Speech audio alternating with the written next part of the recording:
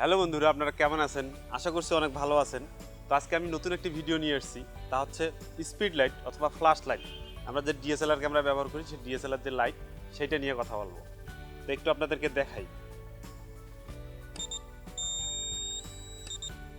তো এই লাইট নিয়ে আজকে বিস্তারিত কথা হবে এবং আমি যে মডেলটি আজকে চয়েস করছি বা যে মডেলটি আপনাদেরকে দেখাবো সেটা হচ্ছে একটি চায়না মডেল, ইয়াংনুর মডেল YN 560 Mark 4। তো এটি নিয়ে আজকে কথা বলবো এবং এইটা কিভাবে আপনি ব্যবহার করবেন এইসব বিষয় নিয়ে আজকে কথা বলবো। তো চলুন শুরু করা যাক। এটা হচ্ছে ইয়াংনু ব্র্যান্ডের 560 সিরিজের চতুর্থ ভার্সন। এর আগে এই সিরিজের আরও 3টি স্পিড লাইট আছে, ইয়াংনু 560, ইয়াংনু 560 মার্ক 2, ইয়াংনু 560 মার্ক 3 এবং আমি আজকে যে স্পিড লাইটটি নিয়ে কথা বলবো সেটা ইয়াংনু 560 মার্ক 4। এর আগের 3টি ভার্সন মাস্টার ফ্ল্যাশ ছিল না, কিন্তু এটা মাস্টার ফ্ল্যাশ। তো আমি এর ফিচার নিয়ে কিছু কথা বলবো। প্রথমে ফ্ল্যাশটা ওপেন করতেছি।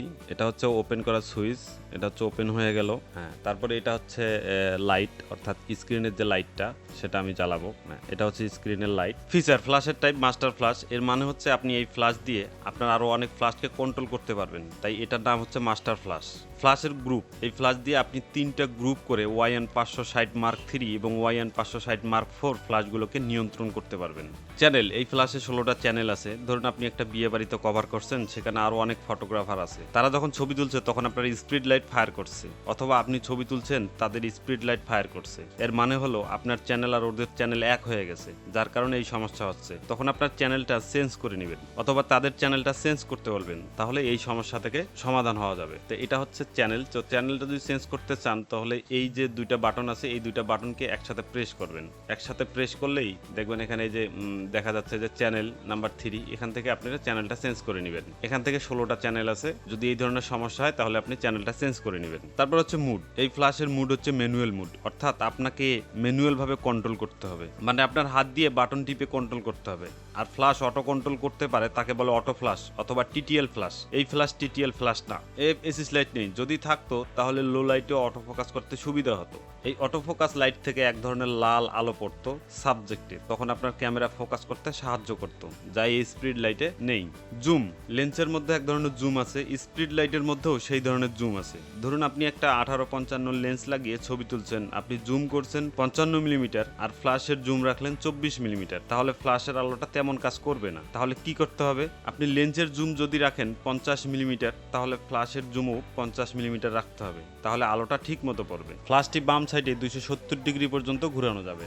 ট্রিগার সাপোর্ট, এটার মধ্যে বিল্ট ইন ভাবে রিমোট ম্যানুয়াল রেডিও আছে, অর্থাৎ আমরা আরেকটা YN 560 মার্ক 4 অথবা YN 560 TX দিয়ে সম্পূর্ণভাবে নিয়ন্ত্রণ করতে পারবো। এবং RF 603, RF 603 মার্ক 2, RF 602 এই ধরনের নর্মাল টিকেট দিয়ে ফায়ার করতে পারবেন, কিন্তু স্পিড লাইটের সেটিং চেঞ্জ করতে পারবেন না। GN number 190।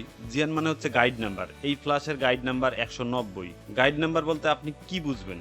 সাইমুমের যে 50 ওয়াট আর 100 ওয়াটের লাইটের কথা বলেছিলাম, সেই ধরনের গাইড নাম্বার যত বেশি হবে ফ্ল্যাশের আলো তত বেশি হবে। আপনার যদি বেশি আলোর দরকার হয় তাহলে আপনি ফ্ল্যাশের গাইড নাম্বার বেশি সেই ধরনের ফ্ল্যাশ নিতে হবে। ফ্ল্যাশ পাওয়ার 1 থেকে 128। এর আগে যে বলছিলাম গাইড নাম্বার, আপনি যদি 1/1 এ রাখেন, ধরুন আমি 1/1 এ রাখলাম, আপনি যদি 1/1 এ রাখেন তাহলে এটার গাইড নাম্বার হবে 190। আর যদি 1/2 এ রাখেন তাহলে এটার গাইড নাম্বার হবে 95। ধরুন আপনি একটা ক্যামেরার শাটার স্পিড 80, অ্যাপারচার 4 আর ISO 800 দিয়ে স্পিড লাইটের ফ্ল্যাশ পাওয়ার রাখলেন 1/4 এ, তখন আপনি ফ্ল্যাশ পাওয়ার 1/2 এ রাখবেন।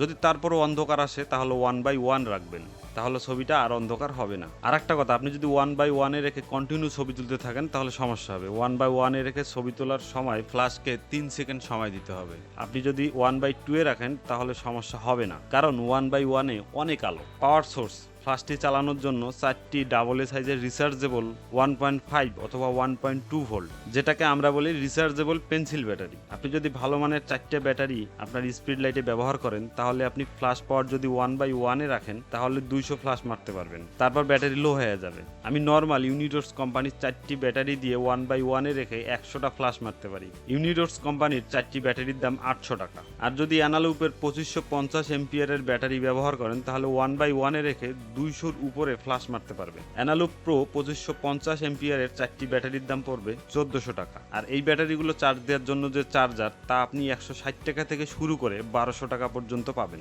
স্পিড লাইট নিয়ে আরও বিস্তারিত আলোচনা করবো আরেকটি ভিডিওতে।